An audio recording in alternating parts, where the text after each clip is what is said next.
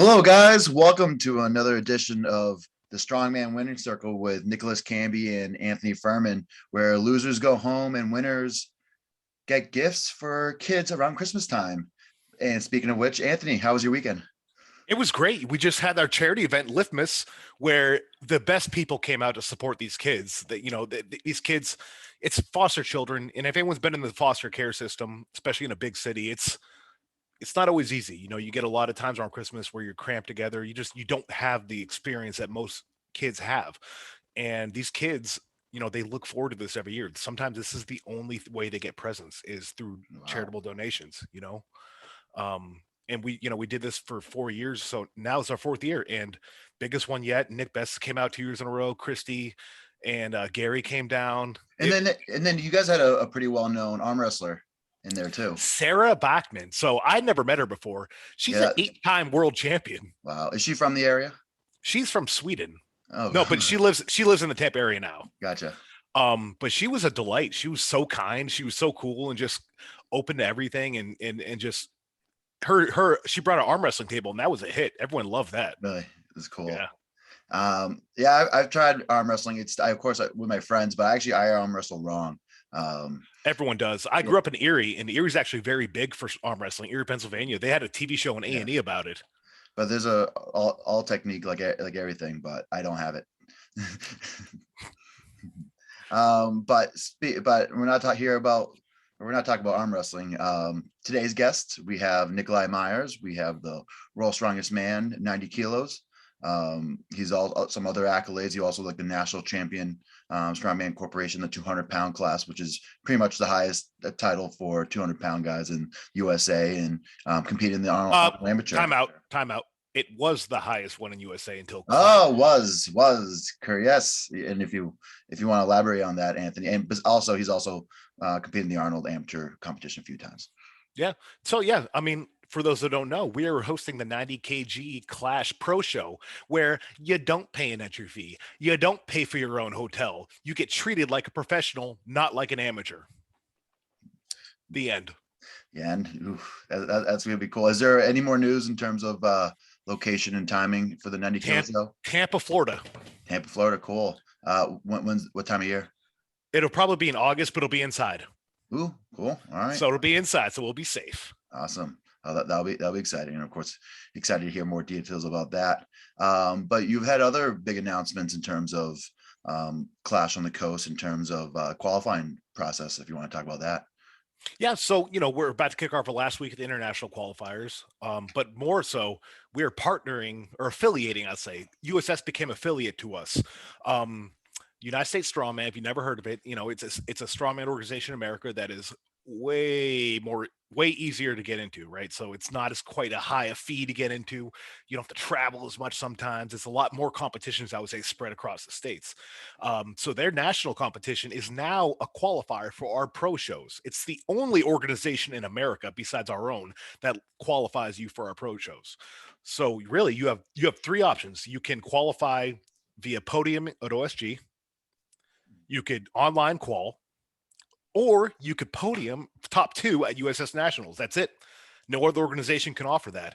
And no other organization takes care of the athletes like we do. And we aligned with United States Strongman because of their, I don't want to say commitment, but I will say they have conducted themselves in a manner for the athletes much more than anyone I've seen, whether it be a lower barrier to entry, lower cost, stuff like that. They seem to be there more for the athletes, and their vision lines up a lot more directly with ours, especially moving forward. And so that's why we partner with them. That's awesome. So that'll be exciting, and again, bringing some different athletes into the mix. Everyone deserves a chance to have a place at the table.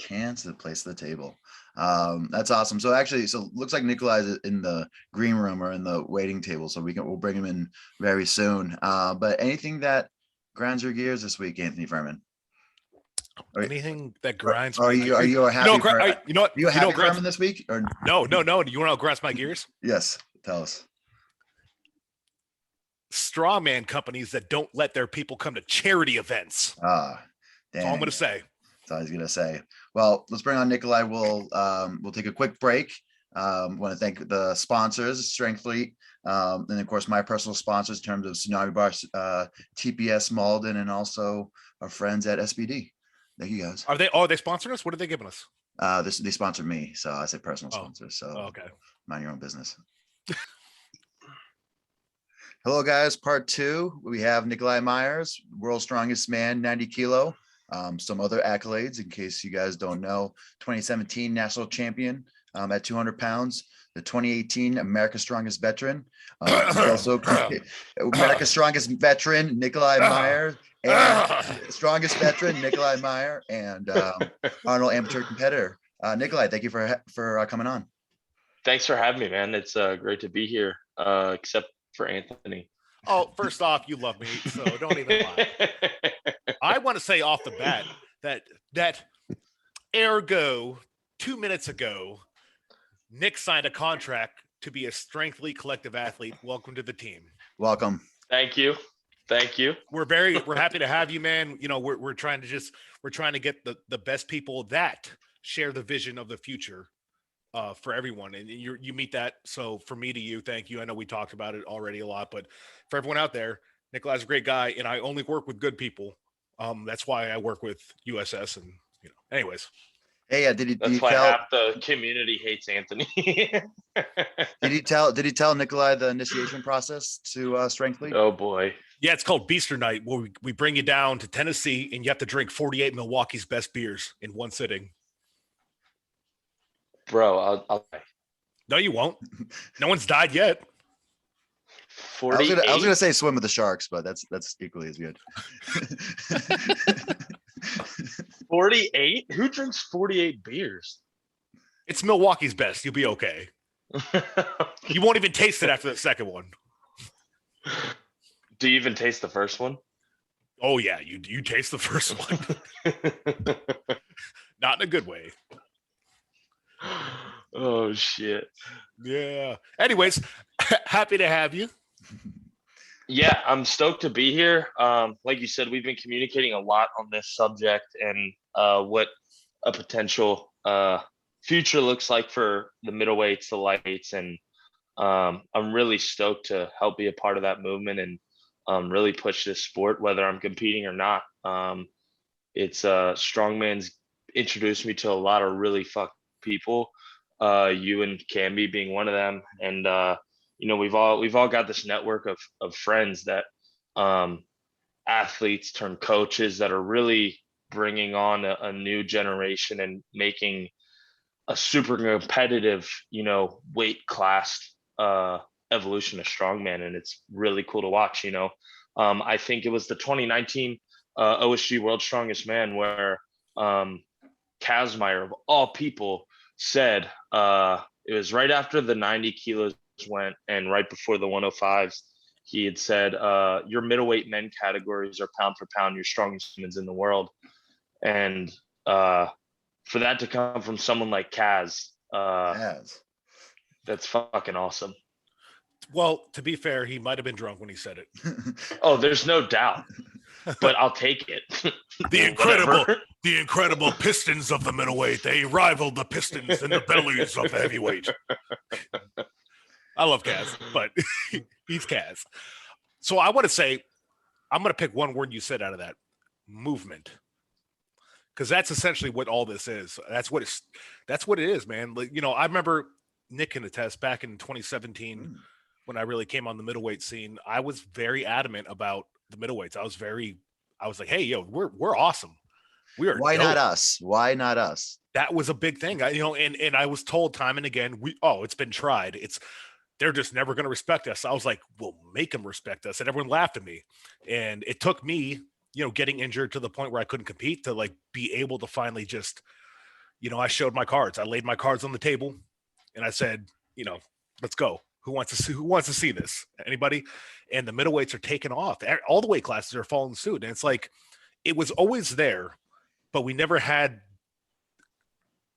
the community to do it, right? Everyone was a little bit afraid, or for whatever reason, it wasn't there. But now it seems we have this movement, this collective, if you will, of individuals that want to push it forward. So just from the bottom of my heart and everyone's heart out there, thank you for being part of this. And I can't wait to work together in the future and create a better future for people to follow us.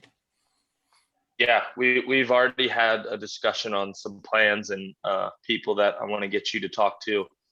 I think that could be really whether they're actually an integral part or they kind of point us in the right direction at the higher levels of this. Mm-hmm.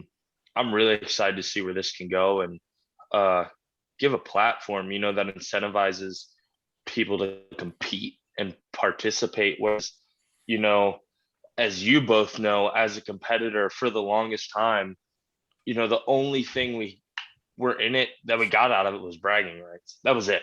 That was it. Everything else, you know, you paid for your trip, you paid for your hotel. I'm not going to name names, but they penalize you if you don't stay in certain hotels. Who's that? Do you have a cold, Anthony? You've been clearing your throat a lot. I have a bullshit cold. But we're tired of that. Like, we're already paying out of pocket. We're already putting our bodies on the line. Like, membership fees, comp fees, travel fees, hotel fees on top of hotel stay. Get the fuck out of here. Sorry, yeah. I'm very passionate about this. And then you're gonna fucking penalize us for not staying in something picked and told us to stay. Like, I'll say this: I have coordinated a fair amount of my hotels since I've been promoting, and not once has a hotel told me if they don't stay here, they gotta. No, that's not how it works. That's funny, baby. But look, we're making Nick uncomfortable. He's not ready. For move point. Anthony digresses. Nikolai, when did you start the sport of strongman? I got out of the military in 2015, so probably about 2016. I was actually in flight helicopters. I got out of the military, learned to fly helicopters, and fell in love with aviation, but I didn't have something to channel all that energy and that go lifestyle that I had been living for the previous 4 to 5 years.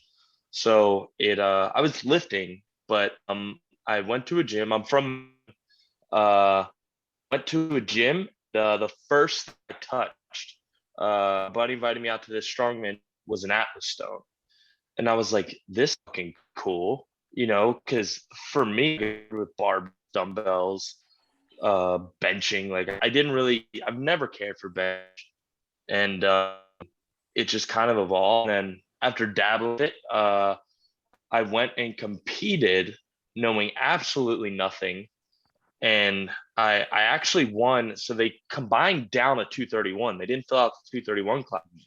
And they combined them down into the 200s.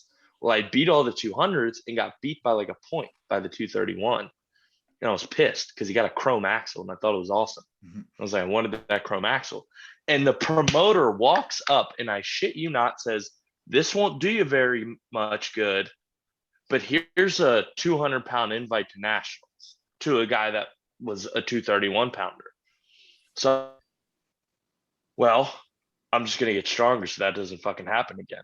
And I think because that sting of being this close to winning is really what ignited that insanity to get me to where I am today. Is it just a revolving door of competitiveness and addicted to something, you know, that just was fun. It was fun every time I trained it, and it just escalated. So I think maybe I would say 2016. So maybe about 5 years now. Cool. Now, who were some of your favorite like influences starting out? Like, who did you look up to? You know, I grew up watching it.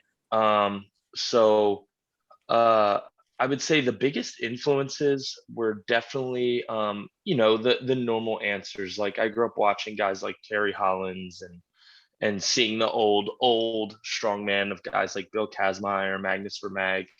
But as I got into the sport, you know, I started seeing guys like Anthony, Terry, and seeing what kind of weight, middleweight guys my size, even though you guys are like 50 pounds heavier than me, guys close to my size could move. I was like, no shit. And so seeing you guys do what you do really lit a fire under my ass at the end of the day. And I was like, well, I want to try that. And So it wasn't really any big name in strongman. It wasn't really any heavyweights, even though I did enjoy watching them grow up as a kid. But it was kind of, you guys that I would say paved the way for me to see what was possible for average humans that are under 6'9" and 450. All right, stop this. I can't take this wholesomeness. So no, it is funny you say that though, because the biggest impact of my career was Mark Taysom, who's a under 175, under 200 competitor from the old guard, and he was the biggest impact on my career, my strongman, everything. So it that goes to say right there that the people in the sport that are truly making an impact are the people that are on the ground, that are normal people, that are the weight class. I truly believe that. That's been the case my entire career. When I first got into the sport, that was when Tyler Stickle and Ken Nowicki were trying to cut to 231. Ken was already a Giants Live competitor, and he wanted to be 231. So things like that stuck with me, and I'm like, oh wait, wow, that dude's strong. Which I beat Ken in the overhead press in my first show, but it's I identify with that essentially because that's very similar kind of to me, and that means a lot that me and Nick are part of that. I'm sure Nick feels the same way. We get into this. I didn't think I was going to motivate anybody. Yeah. And like, as you guys know, I used to live in Maryland. I was training out at Never State with Brian Armature. And, when I first met him, he was doing shows he was bouncing between 231 and 275, sitting around him and training with him and watching him effortlessly put up a 400-pound overhead press to 250 pounds. Like, he's another one that I was like, okay, it's possible to move that kind of big weight at a smaller size. Like, you don't have to be a giant. You just gotta want it. Well, I know, like I was Nicholas's, I was his idol when it came to deadlift. He was like, whoa, 105s really can deadlift. Man, I just want to be Anthony. Gosh darn it. I have a question actually about your service, because you're a veteran, as maybe people know or don't know. I'm still currently active duty, unfortunately. You like that parade rest test I hit you with? Dude, you notice I didn't respond to it even. I left you on red after that. That's what made me laugh even harder. I had nothing for you that was going to be kind. I didn't want to be using a court of law later. Why? What was your MOS in the Army? So I joined on an open. It changes. It changed. So I joined on an open contract and got put as a wheeled vehicle mechanic. Mm-hmm. I got sent to an aviation brigade. Put in a flight company as a fuck order. So on paper, I'm a 91 Bravo, but I have hundreds of flight hours. All right. So my only question is, why didn't you do the right thing and join the infantry like I did? Because it got me in the Army faster. When did you join? What year? Beginning of 2012. Oh, all right. Never mind. The wars were all right. I get it. There was no more fun to be had. Oh, there was fun to be had. You just had to be in a helicopter. No, not really. I mean, I'm just saying you're talking to like Surge Iraq infantry, so you don't know about. Well, fun. you're old as fuck. Ooh. That's true. No, he's right. How old are you, Nikolai? I'm 28. 28? Oh, he hasn't even hit his peak yet, Anthony. He's a mere child. Do you have any aspirations to ever like bump up, or are you looking to stay in the 90 kilo right now, Nikolai?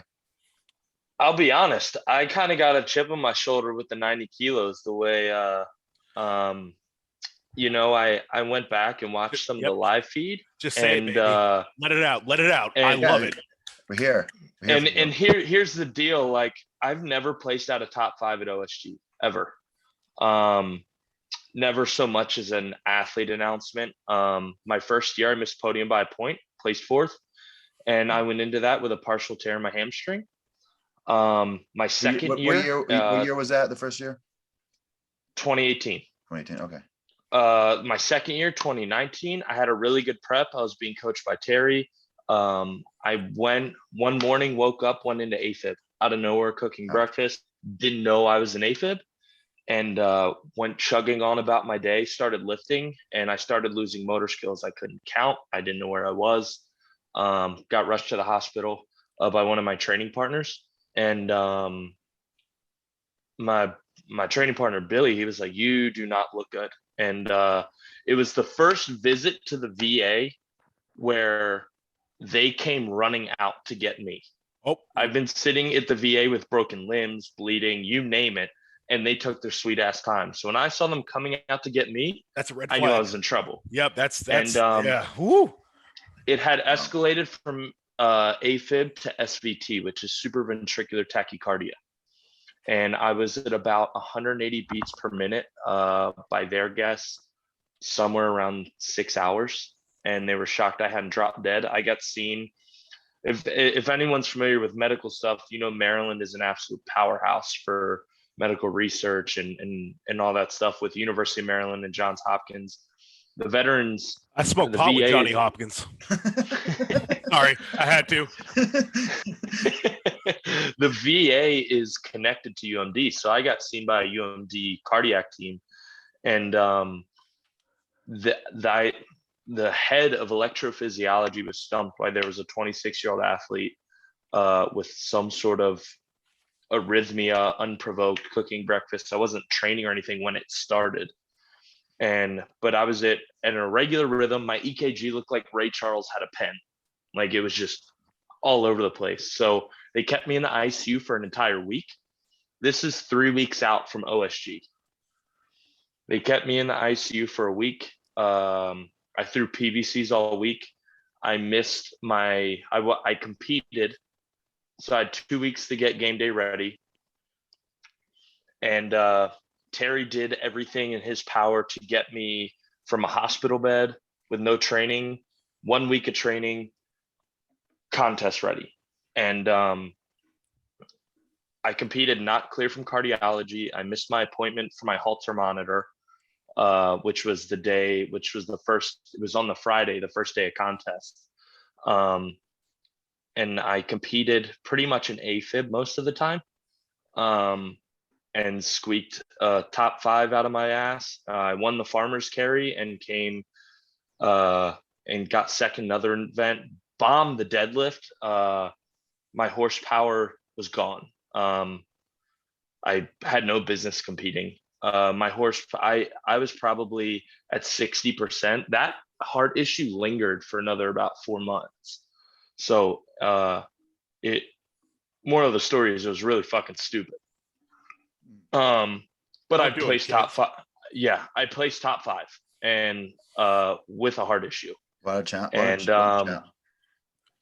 a winner. That's a winner. What mentally, where was your head at during that time, and just like trying to stay composed and not taking the easy, like how do you could have took the easy way out and made a nice like, I had to drop out. I got some issues. You could took the easy road out, but you took that's the hard a perfect Instagram post you could have done. You could have got so much sympathy. Yeah, it's like especially like, oh, you're such a But why did you choose the hard road?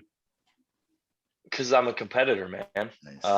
No, because you're a winner. Because you're a winner. There's a difference.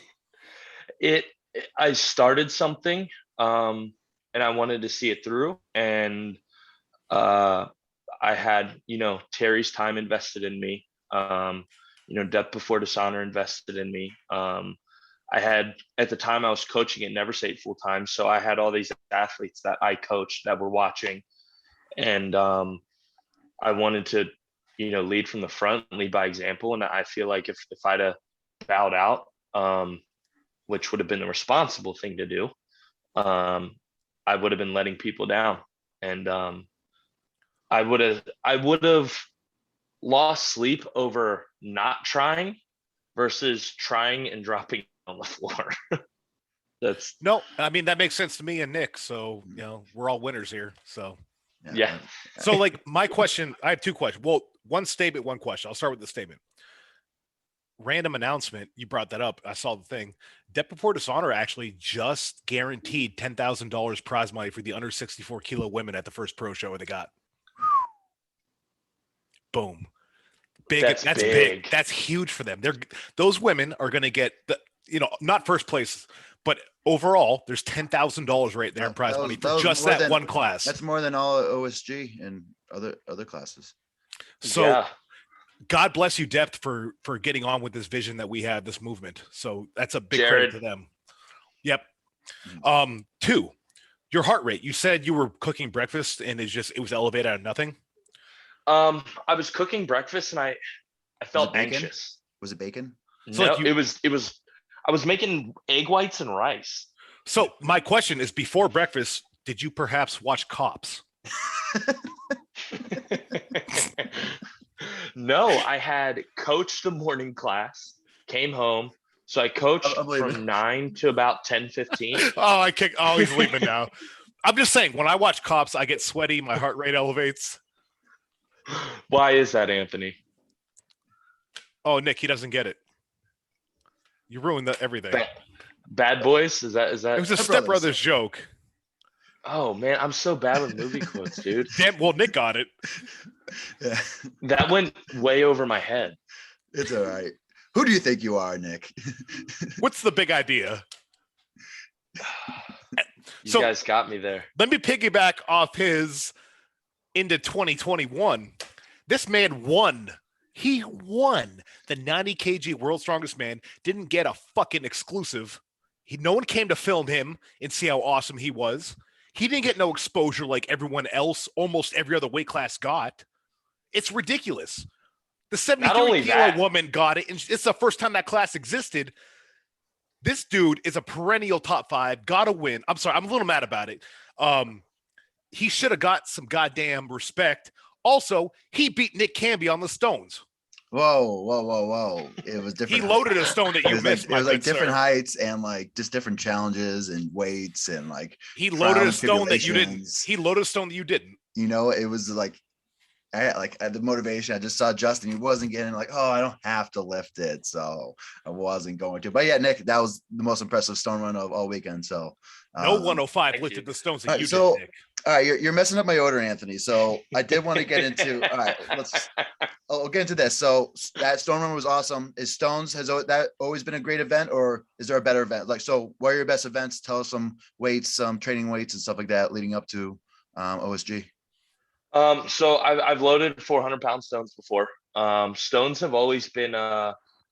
So before I go too deep in that, I want to caveat on the first thing I ever touched was an Atlas, and then Atlas was the reason why I won my first world championship. And so it just it was pretty cool that that's how it happened. But nobody would know you won because nobody fucking promoted you. Anyways, continue. Anything carry like yoke farmers. Ryan Largay beat me by a little on the yoke. He's always been a good yoke carrier. So I have no New Englander issue coming. Yeah, he's a strong dude, been doing it for a long time and consistently smashes yoke carries. But I think him and I were first and second by a decent margin. And the farmers carry, I won in 2018 by a pretty good margin and then did a backflip after that. And about gave Terry a heart attack because I think he was worried I was going to have one. So anything with odd objects, stones, and anything movement. The one thing with movement that isn't consistent for me is anything back pedal. I don't know why. Anything like dragging? Anything back pedal. Yeah. Right. So hamstring dominant that and even at my weight class, I'm one of the lighter guys because I sit around 200 anyway. So some of those guys, you know, they weigh in at 198, they're 198 for 5 minutes, and then they beef up to back up to 215, 220, and they just got a little more ass to do it. But I worked real hard to build that back up and not be it's such a piece of shit at a back pedal sled drag. You know what's good for back pedals? What? If you lick my butthole. Step Brothers. Again, I'm sorry. I can't stop with the Step Brothers quotes. But anything loading stones or anything carrying, I usually excel at. What do you have any events that you struggle with? Like for instance, for myself, it's throwing events. For Anthony, it's truck pulls. But is there a bane of your existence? Stop it. Nobody knows that. That's the one thing I'll say is I've never really struggled with any of the events. I've always been able to be my worst events in the past are probably anything max deadlift. I'm still competitive. Like I'll still land at a world level. I'm still able to be within striking range of top 5, top 3. But I've never been like outstanding as far as like No.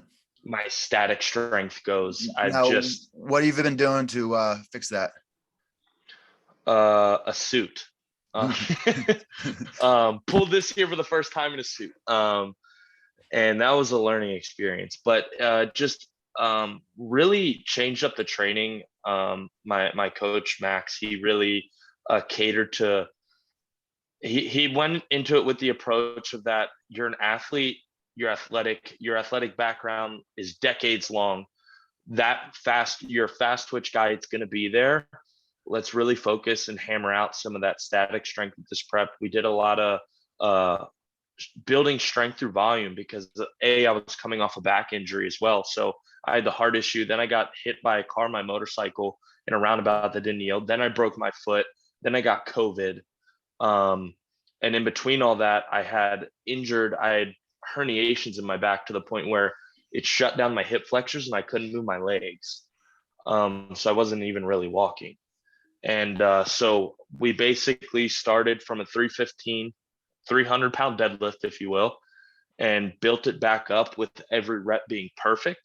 And we just ingrained that all the way through the 2020 year where OSG didn't happen, and just hammered that technique and strength through lighter weights but higher volume to avoid injury and to just really build a very well-rounded deadlift. And he took away all my explosiveness, be patient off the floor, and just really worked on not so much building power with speed I'm used to doing, but just really building the strength through a longer rep, slower motion off the floor, and accelerating it after I break it, but not trying to be fast off the floor.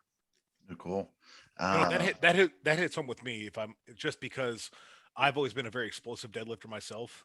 And with my knee issues, it changed my hip position because I couldn't get my hips back as far. It was more of a RDL, if you will, just because of my knee, right? So like I've had to learn how to be able to pull consistently through a bit of a struggle as opposed to just flying off the floor and letting that carry me through the lift. So I totally get that. And I think that's a very good thing out there for a lot of people is you really do need to build that ability to pull through a struggle. A lot of times it feels like a struggle even when it doesn't look like it because you're used to being so explosive.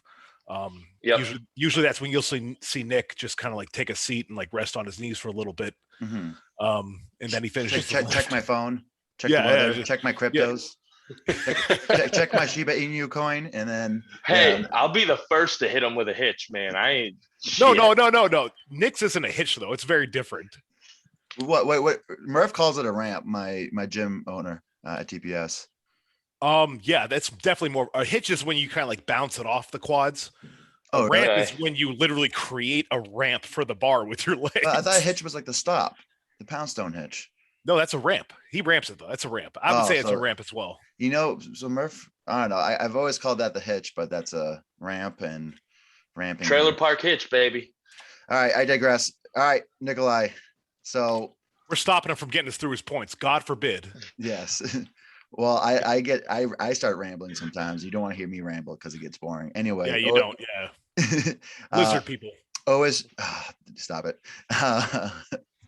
OSG. So what was your mindset like? So you had guys like Devin Reese, of course, like a former champ, Mark Jones, silver medalist in 2019, Guy Fulton, who's an absolute beast. And then you had a few pretty good international guys competing as well. A guy from like Ukraine, guy from Russia.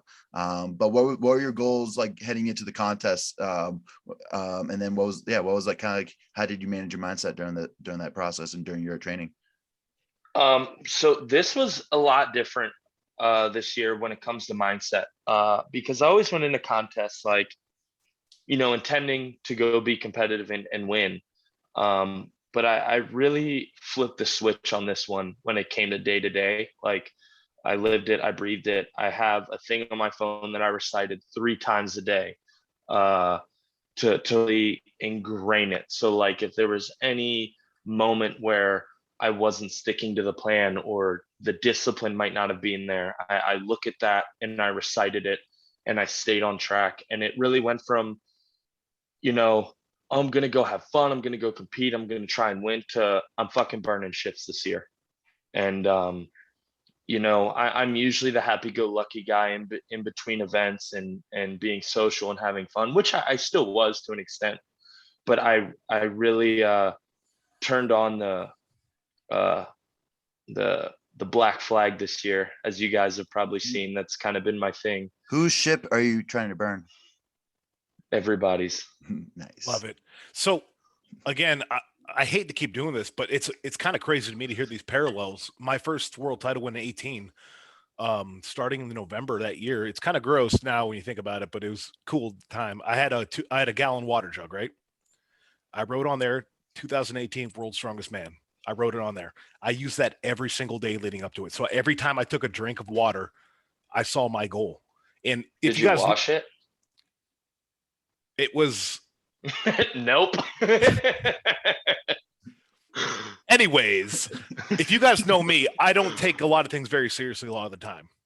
Even when I compete, I'm usually it's what it is, But yeah, for whatever reason, that right there, it got to me. And I was just like, I considered myself the world champion before going into that show. I was just so motivated. I had never been that motivated in my life because every single day for 2 months, I was telling myself I was a champion. Interesting. That's a cool fact, Anthony, but this is about Nikolai. So I'm sorry. I'm sorry. It's just no, but it's the same. It's the same thing. It's the same thing he did with his mantra. Like it's a common denominator. I'm just teasing. I just want to give you a hard time and throw you off because a hard time or a good time because you have a little deadlift. I will say I really had a big fuel to my fire with like I said, I got no announcement, I got no love, and I was like, I have something to fucking prove.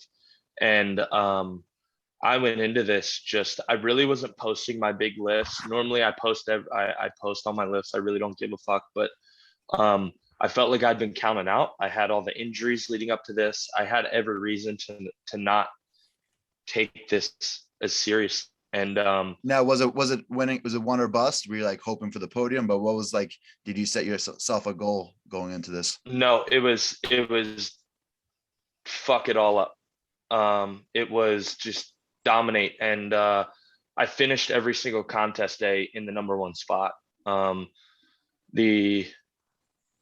That's also what really lit a fire under my ass is, after watching live stream, I'm absolutely boat racing guys on the car yoke, and they're talking about two other guys about how it's going to be good points for their lead and whatnot. And I'm walking away from them and come out of that event in the lead by 4 points. Finish day 2 in the lead by 7 points. Were you watching live stream like after the competition, or is this after the? This is after, but I had people sending it to me, so I was like, okay. All right, so you were getting that during the competition. You were getting that motivation. Man, like it's Rodney Dangerfield. Yeah. Can't get no respect over here. And I was like, fuck them, fuck these guys. This is mine. And I did have a hiccup on the bag toss. My strategy was slow and steady because in training I was training to 15.5 feet and I never missed that 50 pound bag, not one fucking time. And so I was like, no one's getting it. Only one guy got it at that point. And Leroy had a beautiful bag throw, got the 50 over. And I was like, all I got to do is finish, take second place, big points lead. And I hiccuped on the 50 pound bag and my plan backfired. Now I'm sitting in 4th, and I went into Stones having no other choice but to win Stones. Wow. And well, you saw what happened. I won Stones. Yeah, you lost all that hair. Yeah, so like I just had to stop myself. Oh, look at the body hair, Anthony. It's still gone. Look at that. I just had to stop myself from screaming Leroy Jenkins, by the way. Oh, I was thinking the same thing. Also, that's pretty cool because that's very similar to Camby. Camby went in with a good lead the bags didn't go his way, so he had to win the stones. So hey, that's are bags a good determination of strength? Like, come on. I think so. I think so. Do we need bags in every single show? Like, keep them going. I think I'm they're saying fun. that. Yeah. See, screw you, Campy. It's That's almost cost Campy like 12 wins. I just do just enough. At ASM, I almost died watching him. He barely made the 40 pound bag in time. But he almost zeroed. Yeah, but in hindsight, I would have still won. But it would be much closer. Anyway, all right. So I have actually go one. So we talk about finishing up the stones. Emotions were high, so it was super close. Of course, you needed to win. So when did you find out that you actually won the competition, and how did you find out? Because of course, you and Nick O'Hare were tied when it came to countback. So paint the picture for our viewers. So it was tied. Yeah. So just so we have the numbers correctly, so it was tied at 39 apiece. And then on countbacks, of course, Nikolai. But yeah, and also whoever won the stones, right? But anyway, it was a stone. It was a stone. Whoever won the stones won overall. So did you know that right there and then? Yeah, I knew whoever won the stones won overall. I didn't know the points breakdown, but I knew that I was without a doubt on podium after that stone run. But I'm not a points guy. I don't look at the fucking points. People tell me I don't understand the points change from day 2 to day 3. I didn't graduate high school either. It's just not worth my time. I just focus on executing. So I don't give a fuck as long as I do my job. So Terry actually came over to me. Terry, everyone's heard the name Terry fucking Rady. Mm-hmm. Boo. No, I'm joking. I love Terry. And Terry's been a great friend to me, especially with all the hard stuff. I really relied on him for advice and direction. And he came over to me. He goes, if I'm not mistaken, he goes, you're the world fucking champ. And I was like, what? He goes, yeah, you fucking did it. I reckon you're the world's strongest man. No, he said it with a lisp. Yes. And then one of the OSG guys came over with an envelope, and he sees me all happy. He goes, and yeah, I told him. And then he's like, congratulations, in a British accent. And that's when I knew it was like legit and official that I fucking won. Nikolai, didn't you know you're world champ, I reckon? I'm sorry, I'm still dying over that. Oh.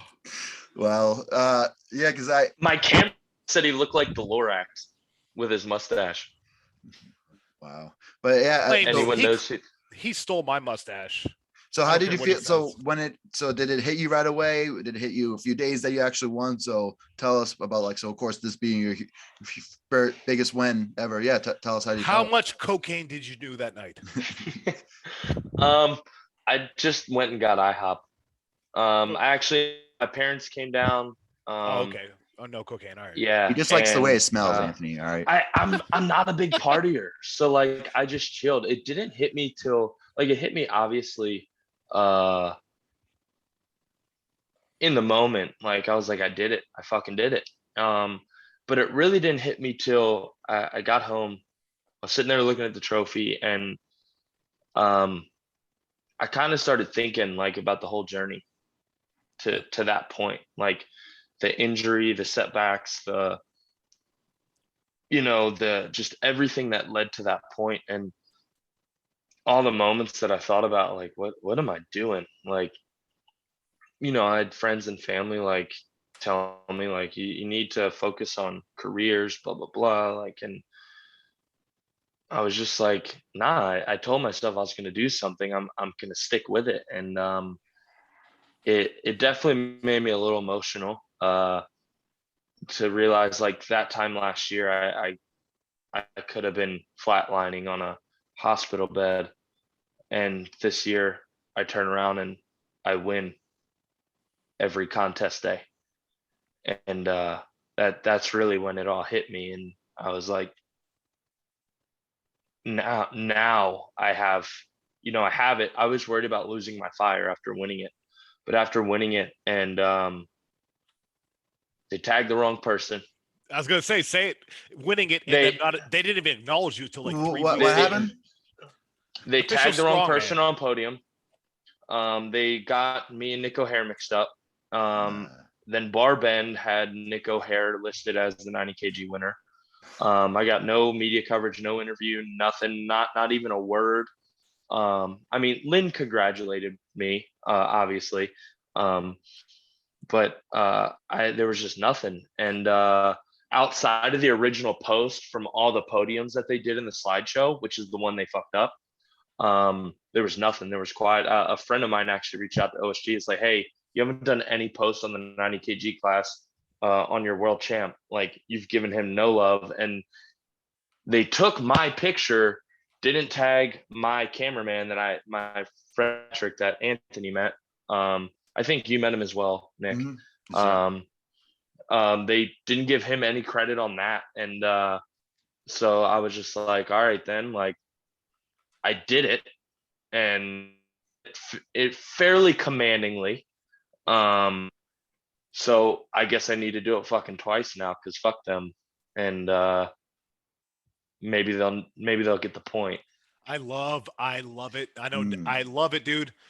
Never ends. Listen, if there's one thing I love more than anything in this world, is being told, or just a perception that I can't do something, or that, it's almost like, so I actually recently just watched The Last Dance with Michael Jordan, the Netflix special. They talk a lot about him. Michael B. Jordan, the ballerina dancer. Don't do a new Space Jam joke at me. But like Michael Jordan, so like a big thing he would do is, when he needed to, he would create scenarios or use a slight in real life to motivate him. So whether it was somebody like, last time we played and you beat us, you ignored me, you didn't shake my hand, he would use that, right? I love that, because that's if the Sith from Star Wars approved anything, it's that hate is a very strong emotion. Oh, absolutely. And you can accomplish a lot through hate. And a lot of times that's what's needed. And I identify with that, because even after I destroyed everyone in 2018 for my title, people, they're chirping, oh, nobody good was there. Blah, just everybody has something to say. So I'm like, okay, motherfuckers. That's what I'm. I remember that. You were like, people, they're not recognizing that I'm the best, and I just won all the events. Literally all the events. But it was more just like two guys. But enough to get to Anthony. That's all it takes. It takes one guy. Yeah, it doesn't take much. Like when you competitive people, that's all it takes. One guy. Yeah, when people be like, oh, fragile ego. No, like when you work for something and someone, you might have 100 people patting you on the back saying congratulations, showering you in love, but you get one person that questions you and doubts that dedication and everything you have to produce the results you have. It's fuck them. Like Muhammad Ali in the 1960s, I forget who he was fighting, but he had just went from Cassius Clay to Muhammad Ali. He was boxing a dude that in the interviews leading up would not call him Muhammad Ali, kept calling him Cassius. Through the fight, every time Muhammad Ali pulled him in, let him hit him in the body, and he would say my name. What's my name? My name's Muhammad Ali, as he was hitting this dude. That is what, that's what fuels us. You know what? That's it's interesting. More towards Nikolai's story is that I was talking to Joe with Official Strongman when he was, of course, here filming Maya for exclusive content for their website. They filmed his dog more than you, Nikolai. Yes. You're not wrong. But anyway, he was saying how that embarrassing. I was like, hey, did Eddie always hate Thor? Or because he spends a lot of time with Eddie. He's like, does Eddie always hate Thor? Or or was this like a new thing? I guess ever since the 2017, when discrediting his win, saying all the things, and the Viking deadlift, I think that's when the flip switch in terms of Eddie hurting Thor, but it wasn't always a thing. So again, they're probably friends up to that point, but again, it probably gave him the motivation to wait. But for real though, a wiener dog has more official strongman time than the 90 kilo winner. I'm not even mad, because it's on par. Hey, I'm fucking used to it at this point. And I hope you're ready. There's gonna be footage of her and at a wiener meetup. So she's hanging out. Other dogs, random wieners have Yes. more footage. I love how he called it a wiener meetup. That's every night for him. It's only on Tuesday. All right, Well, Nick, if you notice, one thing everyone likes to do is Anthony did it. He walked out with his nation's flag. Did you see what flag I went out to the podium with? the pirate flag, the Jack Sparrow flag. Yes, sir. Jack Sparrow, Raise it. Jim. Sorry. They don't want to give me what's mine. I'm gonna take it. Just like Blackbeard. You're Um, brown beard though.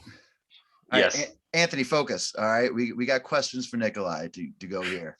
All right, let's. I have a good one that I was writing up. How well do you know your 90 kilo history of past winners? I can tell you, but I was just Narima was last. Yep. Narima Arapane. That's how you say his last name, Arapane. I just call him Nah. Nah. I like that. So Narimu before him was don't tell me that was Devin Reese. Yeah, Devin Reese in 2018. I mean, yeah, and 2018. Before that was I have no idea. Yeah. I think Terry won one. Yeah, so you have Rob Ward in 2017, Terry Rady in 2016, Zach McCarley in 2015. Given that, of course, you got to compete against Dev, and of course, Dev had a great show and former champ. But how do you think you would have your performance would have compared to other past performances like Rob Ward or Terry's or Zach McCarley's? This year, even with the mistakes I made, I still think I firmly believe the outcome wouldn't have changed. But that's Terry. that's such a what if question, because Terry is in he's a competitor. He's a game day guy. So like it's a what if situation, like, because if I hadn't made mistakes I made, if they made mistakes, if they didn't make mistakes, like that's so Nikolai, hard to fucking you should have say. stopped. The answer should have been But yes, I would have won. But I still stand by my statement. Is like I'm the guy to fucking beat at this point. And I don't want to be going into contests anymore chasing someone. I want to be the guy that is consistently setting the pace and being the guy to beat. Come and get me. You are the man. You are. You're the champ. You're the world champ, man. You are the man. You're the man now, dog. You have it on. That's what you are. You have that target on your back. People are coming after you now. You are the people. You are the standard. You know what I mean? You're the bar. So welcome to the club. Thank you. All right, Nikolai. Hey, how much time? We're of course getting over almost to an hour. I don't know how much time, but we'll do some lightning round questions. I'm chilling, man. You chilling? All right. Lightning round. So either one word or a short phrase. Also, some instances is ones and twos. And Nikolai, you are stronger than most because blank. Because I want it more. Ooh, awesome. Like fill in the blank. Winners are blank. Winners are winners. End of story. All right. Your favorite strongman ever? Favorite strongman ever? Ooh, damn. Shit. World's strongest wiener. Oh, good. Do you have a second favorite? Second favorite. 4, 3. Shut up, Anthony. I'm surprised you can count that high. You're not wrong. I would say I have two hands though, so it's easy. Man, I've never really thought about that. 10. No. 9. Oh, that's 8. I fucked it up. All right, no worries. All right, next one. All right, so this is almost similar, but based off of like again other past strongmen, is there any famous strongman you would want to have a similar career to? Like who do you, if you want to emulate? I mean, someone? who wouldn't want to have a similar career to Zadrunas or Brian Shaw? Like it. But like even like personality or like someone would probably Just say Nick Camby, and so we can move on, please. All right. All right, whatever. I want to be like Nick Camby. I would say honestly, Eddie Hall. He did it once, stepped away, and look at him now. Yeah, now he. Yes, he does what he wants and makes a shitload of money. Yep, he spars for Instagram views. Congrats. Anyways, Nikolai, I have a question. Let me interject. He beat the game. No one beats Triple H. So my next question. I have a question for you, Nikolai.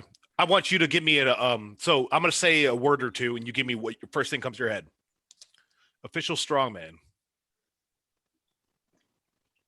Oh, you didn't say the first word. Move on. Come and get it. All right, Nick, back to you. All right. Well, that was the end of the lightning questions, the lightning round.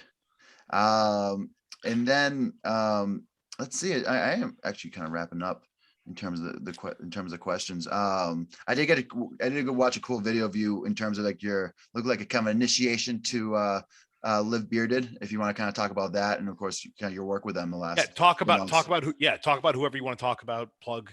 Let's do that.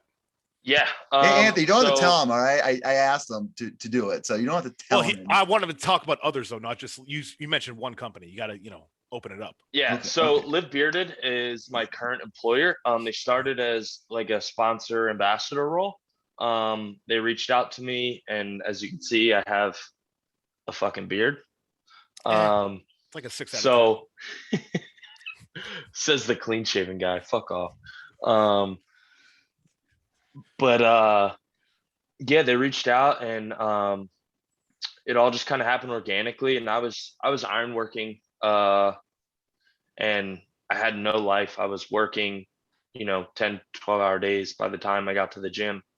And ironwork, you're 200 feet up in the air, you're walking on steel beams this wide, and everything, the hammers, the bolts are heavy. And so I was going into training 50-60% spent, and they reached out about a possible job opportunity. So I sent in a video. I had an inside man there, and he's like, hey, send in a video. This is what you need to do. So I sent it in, didn't get that one. A couple months go by, another one popped up, sent it in. I timed a tune-up contest for Worlds out in Flagstaff, and they're here in Phoenix. That was June or July. Cool. All right. And then they came out and they basically made a bet. If I finished the carry medley event in under 30 seconds, I'm hired. And I did. I did it in like 22, and I got the job a month later, moved out here. And now, they really support. They knew what they were getting into with me, with my strongman and everything. And a lot of my work is on a computer, so I can do it on the fly. And they really support what I do with scheduling wise. They allow me to go do what I need to do for strongman, for content, whatever, when I need to do it, as long as I'm just getting my shit done. They don't care. And so is much more conducive to this prep for Worlds, strongman, doing stuff with you guys. Dropped a little foreshadowing there for all the viewers. And just making it and enjoying my day-to-day life. And then as you can see, Depth, I've been with them for a couple years now. I initially got with them because their shirts are dope, and I met Jared before I knew about them. He's the owner, the founder. And I was like, their shirts are fucking awesome.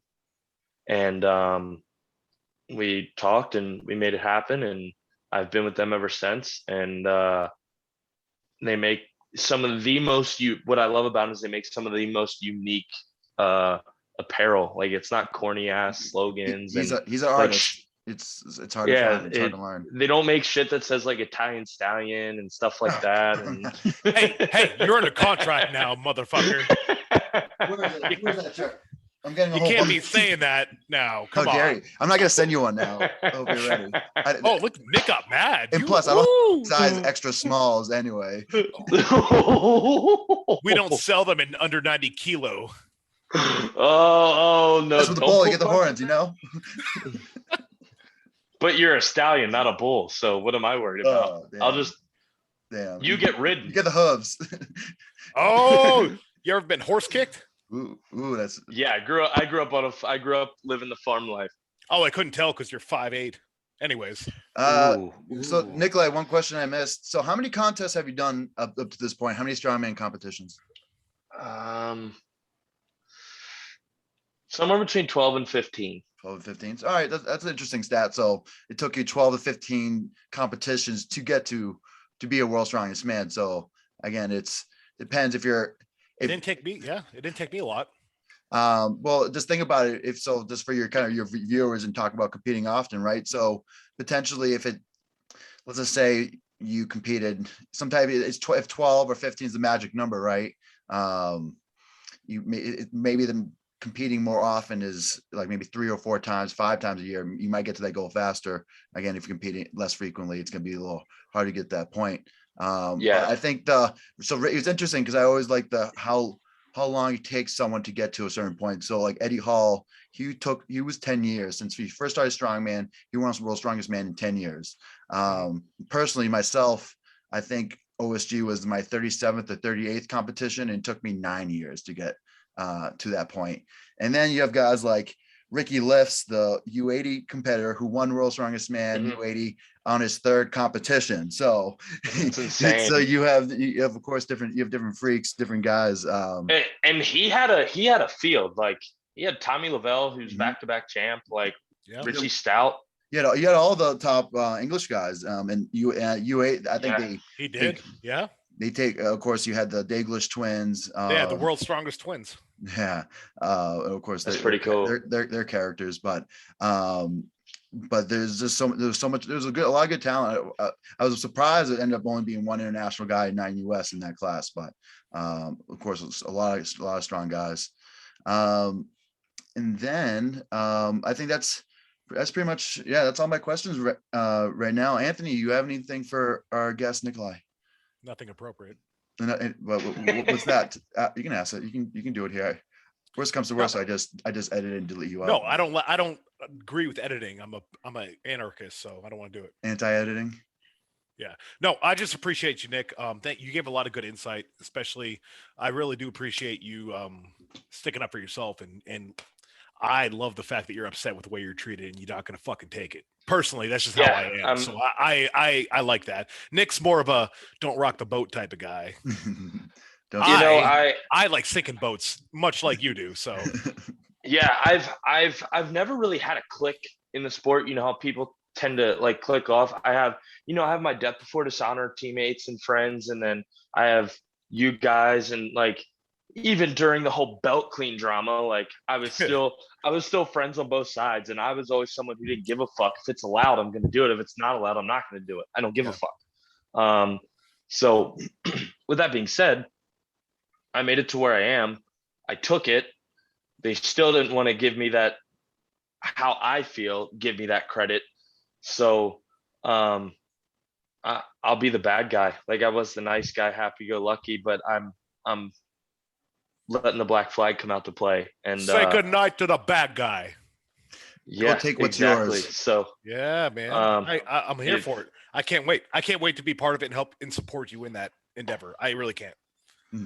I'm excited to have be a part of something with you and Nick and you guys have, like I said, I've looked up to you guys for a long time, and to have your guys' support, have your guys' backing, and be on a team with you guys I'm super stoked for this, and I'm excited to see what, even though Nick may not want to rock boats, but I'm here for the fucking party. Well, I'll bring no the choice. matches. He's attached to me now, so he kind of has no choice now. Nikolai, what's your next competition right now? What's your thoughts about 2022? All right. You're officially invited to the under 90, by the way. Okay. Yeah. That's exciting. So that obviously is an upcoming. When and where is that? It's going to be in Tampa, Florida, in I believe it's August right now or July. Okay. For So hammer that down one. details, yeah. And from what I heard through the grapevine, there's a world record happening on January 15th for Circus Dumbbell. Oh, we haven't announced that. He's going to set the under 90 kilo world record at Clashville. Clash of the That's a Cumberland. clever name. Clashville, I reckon. Clashville. I should have done that. Clashville. Oh shit! Too late. Is it? Edit that part out. No, I'm keeping that. All I saw is Nick laughing, and then it switches back to Anthony, and nothing. There's no one there. Well, that's so it wasn't on film. Thank God. That's how we'll do the Instagram shoot. That's how people will see. It got out of control. All right, Anthony, you back? I'm laying on the ground right now. Really? Did you want me to call Ariana? No, I'm fine. I'm chilling. Like my one leg's up on the chair. Nikolai, if our friends and viewers want to see more of you, where can they find you? You can find me on Instagram at uncle.nick, N-I-C, there's no K, because cool Nicks don't have Ks. Sure. But yeah, that's where I mainly do it. I do have a YouTube underneath the same thing. I haven't been active on it with, like I said, I was doing ironworking and now moving out here to Arizona, but I tend to bring that back and start making content here in the near future again. So yeah, Uncle Nick across the board, Instagram, uncle.nick. Look me up. Let's party. Party. Awesome.